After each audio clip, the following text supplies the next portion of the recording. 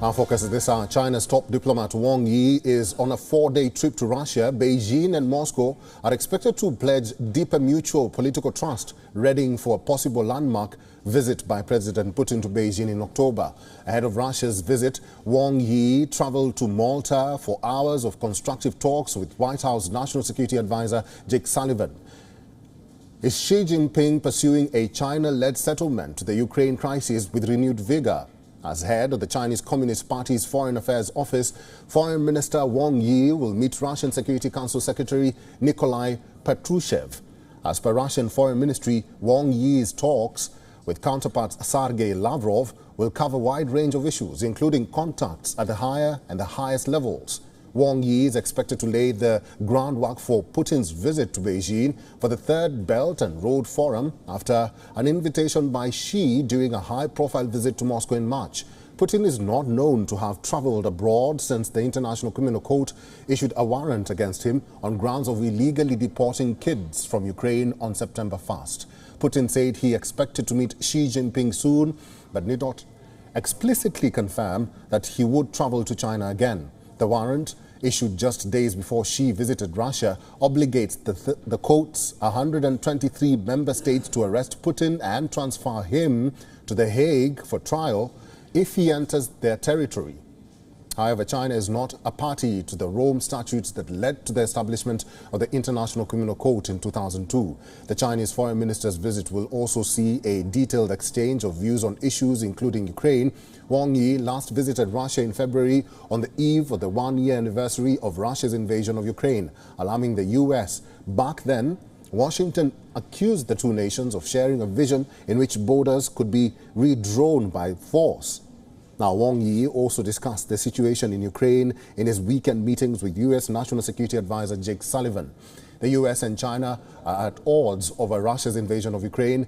China has refrained from taking sides in the war, saying that while a country's territory must be respected, the West needs to consider Russia's security concerns about NATO expansion. It has accused the U.S. of prolonging the fighting by providing arms to Ukraine. On the other hand, Western allies say the war has broken the entire security architecture built patiently on the European continent over many decades. The 31-nation NATO alliance says it is doing everything possible to avert a war similar to that of the First World War.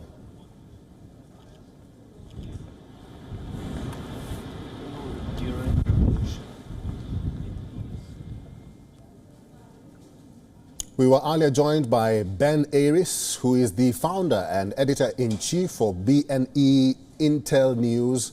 Aris spoke to us about Wang Yi's highly anticipated visit and what's on the agenda.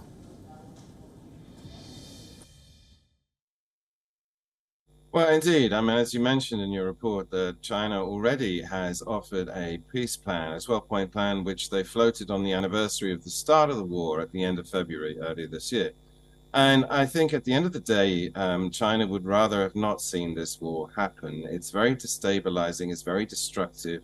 It just inflames tensions that were already there between East and West, and not just between NATO and Russia, but indeed between America and China as well. And China's been put in the awkward position where, on the one hand, it backs Putin's idea that he doesn't want to see a unipolar world, in other words, a world led by the US, and would rather have a multipolar world. And China ascribes to that point of view as well. But the way of going about getting that multipolar world, in other words, by starting a war in Ukraine, which is what Putin has done, is not in Chinese interest. So they would like to see this go away. But they're in a tricky position whereby they want to see the war stop, but they need to back Russia. And the peace plan that they proposed in February was basically giving Russia everything that it's got. It froze the conflict, allowed Russia to retain the territories it had. It basically turned the whole of East Ukraine into a giant demilitarized zone. And that was never going to fly in Kiev, although Zelensky was very polite. He said, thank you very much, but we have our own plan. And here they're having another go. I think the difference now is the context has changed in so much as there's clearly some Ukraine fatigue in the West. And so another peace proposal might be the there might be more room to make this one work, or at least to start the process of getting people around the negotiating table to talk about possibilities. Chinese plan, as it stands, is unacceptable, but I think people may be more prepared to talk now than they were 6 months ago. WION is now available in your country. Download the app now and get all the news on the move.